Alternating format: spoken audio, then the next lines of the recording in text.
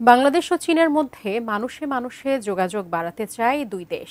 এজন্য বেছে নেওয়া হয়েছে বাংলাদেশ সীমান্তের কাছাকাছি প্রদেশ ইউনানকে, যেখানে চিকিৎসা, ভ্যাকসিনেশন, ব্যবসা, শিক্ষাসহ নানা সুযোগ আরও সহজ করার চেষ্টা হচ্ছে। ইউনানের রাজধানী কুনমিং থেকে ফিরে জানাচ্ছেন আশিকুর রহমান অপু। চীনের ইউনান প্রদেশের সবচেয়ে বড় শহর কুনমিং। বাংলাদেশ থেকে আকাশপথে মাত্র 2 ঘন্টার যাত্রা। কুনমিংকে ঘিরেই বাংলাদেশের চিকিৎসা সেবা প্রার্থীদের জন্য নতুন উদ্যোগ চীন সরকারের।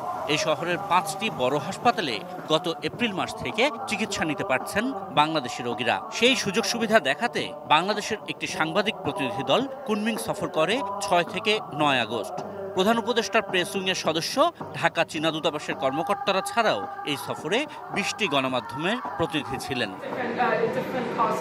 কুনমিংয়ে বাংলাদেশিদের চিকিৎসা সুবিধা কিভাবে আরও সহজ করা যায়, রোগী এবং স্বজনদের যোগাযোগ, খাদ্য, আবাসন, দোভাষী নিয়োগ প্রক্রিয়া সহ নানান বিষয়ে বিস্তারিত আলোচনায় সমাধানের চেষ্টা খোঁজা হয় কুনমিং মেডিকেল ইউনিভার্সিটির ফার্স্ট অ্যাফিলিয়েটেড এবং টংরিন নামের 2টি বড় হাসপাতালে।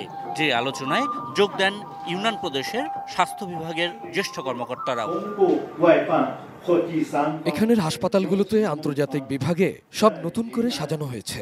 চিকিৎসক সহ স্টাফরা ইংরেজিতে কথা বলছেন। আরো যা যা করা প্রয়োজন আমরা উদ্যোগ নেব।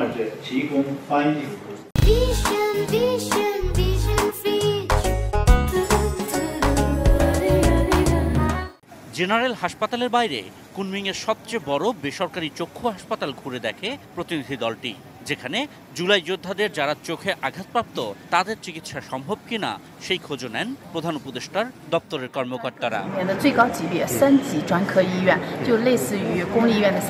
ভারত থেকেও কিন্তু চক্ষু চিকিৎসার জন্য এখানে আসে। তার মানে হচ্ছে আমরা বিশ্বাস করি যে এখানকার চক্ষু চিকিৎসা সেবাটা উন্নত, এবং আমাদের জুলাই যোদ্ধাদের কারো যদি এ ধরনের চিকিৎসা প্রয়োজন হয় এবং এখানে এসে যদি তারা অ্যাফোর্ডেবল একটা কস্টে তারা যদি এখানে চিকিৎসা করতে পারেন, তাহলে নিশ্চয়ই আমাদের সরকারি পর্যায়ে এই বিষয়ে তাদেরকে সহযোগিতা করা হবে।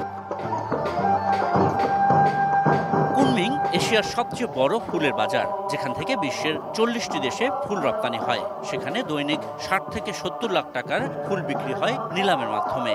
এই ব্যবসায় কিভাবে সংযুক্ত হতে পারেন বাংলাদেশের ব্যবসায়ীরা, চলে সেই আলোচনাও।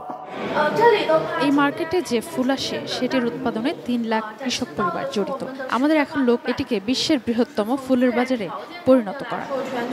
চীনের ওয়ালভ্যাক্স বায়োটেকনোলজি লিমিটেড বিশ্বব্যাপী ব্যাপক পরিচিতি পায় করোনা ভ্যাকসিন উৎপাদন করে। এখানে করোনা, ব্রেস্ট ক্যান্সার সহ 9 ধরনের ভ্যাকসিন উৎপাদন পদ্ধতি ঘুরে দেখানো হয় বাংলাদেশি সংবাদকর্মীদের। এছাড়া কুনমিংয়ের ইউনান প্রদেশের সব এথনিক গ্রুপের ঐতিহ্য সম্মিলিত এথনিক ভিলেজ এবং এন্টি জাপানিজ ওয়ার মিউজিয়াম দেখার সুযোগ পায় 25 সদস্যের বাংলাদেশ প্রতিনিধি দলটি।